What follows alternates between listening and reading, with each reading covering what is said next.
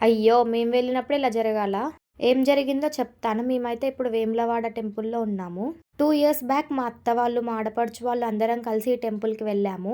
అప్పుడు నేను మొక్కుకున్నా అనమాట బేబీ పుడితే మళ్ళీ వస్తామని. అసలు మ్యాటర్ ఏంటంటే శ్రీ రాజరాజేశ్వరి టెంపుల్‌ని ఎక్స్‌టెండ్ చేస్తున్నారు. సో, అక్కడ దర్శనం క్లోజ్ చేసేశారు. అయితే ఆ టెంపుల్ కన్‌స్ట్రక్షన్ అయ్యేంత వరకు ఒకప్పుడు వేములవాడలో మెయిన్ టెంపుల్ అయిన భీమేశ్వర ఆలయానికి దర్శనంకి పంపిస్తున్నారు. కోడెను కట్టడం, కళ్యాణకట్ట అన్నీ ఈ టెంపుల్‌లో కూడా అక్కడున్నట్టే ఉన్నాయి. మేము ఎర్లీ మార్నింగే వెళ్ళడం వల్ల దర్శనం తొందరగా అయిపోయింది. మేము వెళ్ళింది సండే, అందుకే పబ్లిక్ చాలానే ఉంది. నార్మల్ డేస్‌లో అంత పబ్లిక్ ఉండరంట. ఇంకా దర్శనం కంప్లీట్ చేసుకొని కొన్ని ఫొటోస్ దిగేసి అలా కొంచెం సేపు కూర్చున్నాము.